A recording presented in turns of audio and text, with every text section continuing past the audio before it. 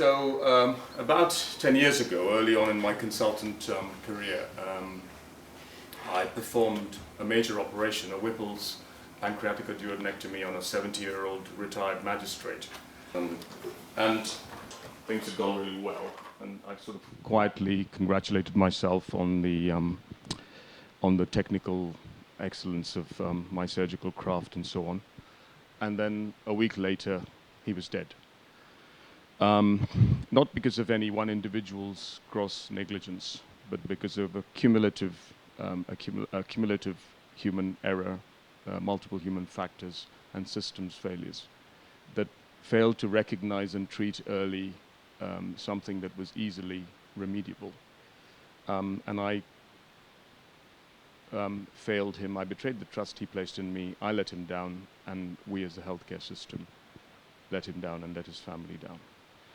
And it's that tragedy that has driven my subsequent engagement with patient safety and a preoccupation with what it is about complex systems that predisposes us to make these errors. So that's the complexity. Some years later, another 70-year-old patient. This time I don't meet the patient as a doctor, but as a son. This is my father. This is a picture of my father. My father was a very fit and well 70-year-old, and then started to behave abnormally, developed some memory problems, and was diagnosed with cerebrovascular dementia. And this happened in India. The diagnosis was made, and I then went on to watch him deteriorate over the next 5 years, and saw the disintegration of personality and self until he died in the end. Throughout this time, however, he was looked after by my mother with the help of two exceptional healthcare assistants. And the interesting thing is that my father never left the home to go into hospital. He died a good death in his own bed with my mother by his side. And he never developed a pressure ulcer or a urinary tract infection or any of the other harms that so many of our patients suffer in our hospitals. And I've often reflected on that. What is it about the sustainability of the quality of my father's care, given that it was barely adequate in terms of its medical and nursing capability, that allowed him to remain harm-free until his death? And I think the answer is it was the love and dedication of my mother and the commitment of the carers who looked after him, and the support of friends and family and the community around him. So there is something to think about there in terms of sustainability. And these are the two things that have intrigued me in terms of all the myriad challenges that confront us in healthcare. What is our response to the challenges of complexity and that of sustainability? And in a funny kind of way, the answer to both these things is the same thing. It is actually what Sam said earlier. It is about the people. It is about our human resource. Simple and complicated problems in healthcare are easy to manage with checklists and algorithms and process redesign. But complexity requires resilience in a system, and that comes only from the quality and the capability of the people in the system. And that is the only defense we have against complexity. Similarly, in terms of sustainability, unless people not only do their job, but also continuously want to improve the job that they do themselves, as my mentor Paul Batalden would say, you are not going to get sustainable change in a system. So if we agree that both these things relate to the human resource within our organization, then for me the three interesting related questions are: one, how do I lead? Indeed, how do we lead in order to engender and empower and enable that kind of response from our staff? And it's not just about, I'm talking about small leadership, not big leadership. It's not just a prerogative or a responsibility of a chairman or a chief executive. It's the surgeon, it's the staff nurse, it's the porter, it's the pharmacist. How are we to lead in order to engender that? And following on from that, what is the nature of that leadership journey?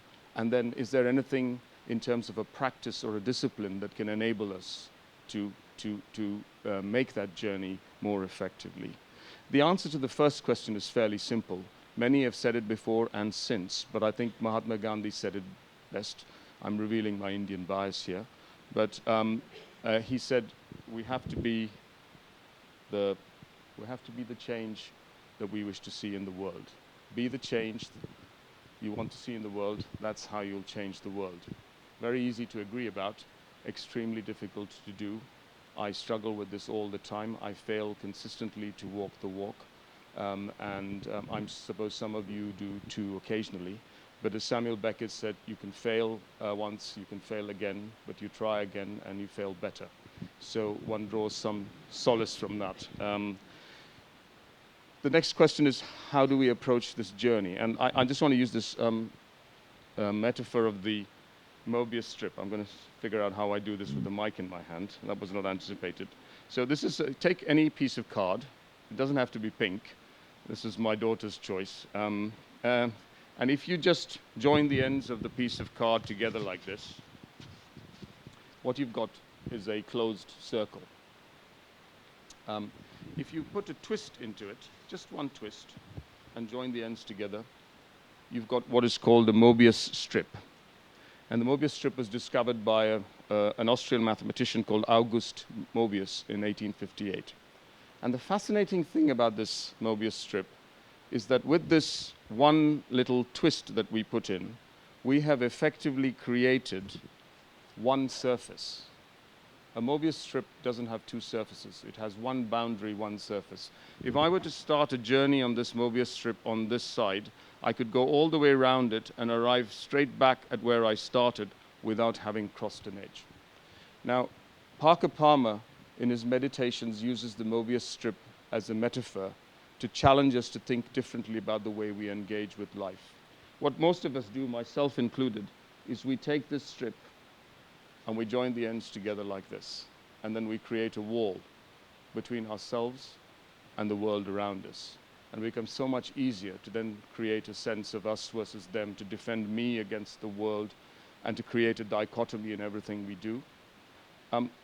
But if we have the courage, and it does take courage, to actually put the twist in, then you create a different kind of way of framing the world. You create a vulnerability that also makes the world a much more magical place for you. It allows you to engage with things and to stop thinking in terms of either or, and start thinking in terms of both and.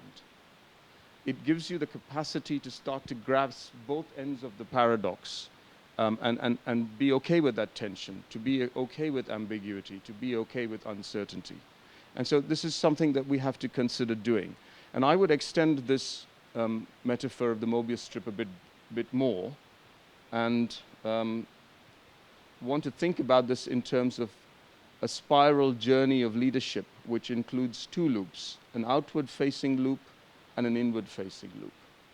And we've got to get that balance right. If you just sit and contemplate all the time and don't act, as Leo exhorts us, you wind up just navel-gazing. But if you act without contemplation, you can wind up making ill-judged interventions, and you can get burnt out.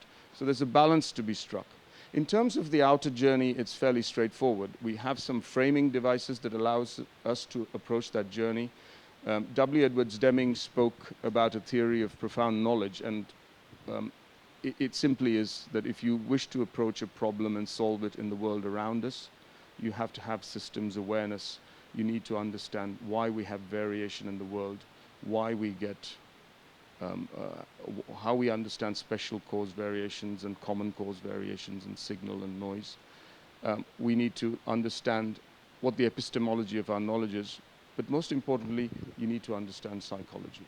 And so, without getting too technical, at the base of everything that Deming says is a profound sense of respect for people, and the sense that people cannot be a means to an end. They have to be an end in themselves. The second guiding principle, I think, in terms of the external journey, is the idea that improvement is an iterative process. So often we arrive at solutions in boardrooms outside of where the work is happening, and we expect that solution to descend from on high and to be embraced, and that's why we don't get sustainability. Every solution has to be iteratively tested by the people who are doing the work if we're to see genuine improvement at the front line. But this inward journey is equally important. And there is a couple of lines from the Bible that remind us of this importance, particularly for those of us who are in healthcare, if I can find them. This is from the Gospel of Luke, chapter 5, verses 15 and 16, which says, "The news about Jesus was spreading even further, and large crowds gathered to hear him and to be healed of their sickness. But Jesus himself would then often slip away to the wilderness and pray." So the point here is that you cannot find the energy for that outward journey and engagement unless you have a way of making this inward journey. And you can't do that through force of will. It comes through grace. So the question is there a technique or a discipline that is evidence-based, that is free, that is universally available, that is secular, that we can use to make this inward journey and to deepen our compassion and our equanimity and our ability to engage with the world more effectively? And the answer is there is a 2,500-year-old technique. The Buddha taught a form of meditation called vipassana, and I've practiced that for over 25 years. And my wife, when I've wound her up, and perhaps some of my friends and colleagues will say that there is very little evidence of progress given all of that practice. But don't hold that against the practice itself, because in mitigation, I probably started at the back of the mindfulness class. So the point is, you can train yourself. There's a lot of stuff said about mindfulness that I humbly have to disagree with. It's not about emptying your mind. It's not about feeling better. It's not about creating a different mood. It quite simply is what Jonathan Kabat-Zinn defines as paying attention in a very particular way, in a purposeful way, in the present moment, and non-judgmentally. That's what meditation is. I sort of compare it to trying to groove your golf swing on the driving range. You do the practice. It may improve your performance on the golf course, even if you're a hacker like me. And similarly, meditation is just a way of training you in mindfulness so that you improve your performance in the game of life. So for those of you who are willing, it is an invitation. I just want to take you through a couple of brief moments of mindfulness meditation together, if that's okay. And if you don't feel that you want to participate, that's equally fine. So I want you, those of you who are, maybe we could dim these lights a bit because it's hard for me to be mindful. The thing to do is to just allow yourself the gift of a couple of minutes just for yourself. Just put aside all of the worries and anxieties and cares that we all carry. Just set them down. Rest assured that they will still be there when we return. And gently close your eyes and allow yourself to just become aware of the sensations and the sounds in the room. Just gently allow your spine to become more erect. And take a deep breath in and breathe out. And then just allow yourself to rest on the natural rhythm of your own breath. The rising and the falling, the in-breath, the out-breath.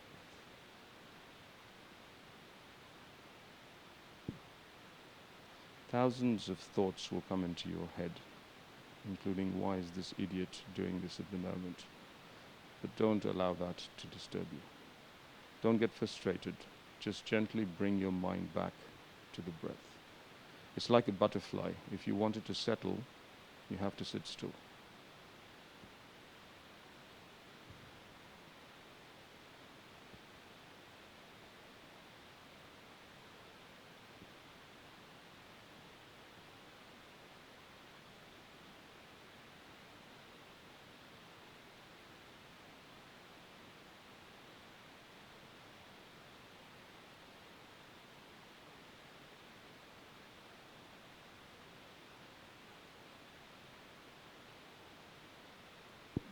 Just allow yourself to gently bring yourself back to the present and open your eyes. We've been mindful together for a brief moment, and there's a certain sacrament of shared silence there, which is important, I think. So let me end with the quote that I always use, because it's imprinted on my soul.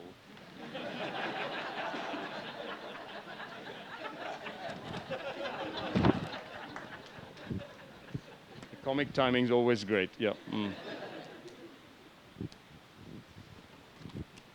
Yeah.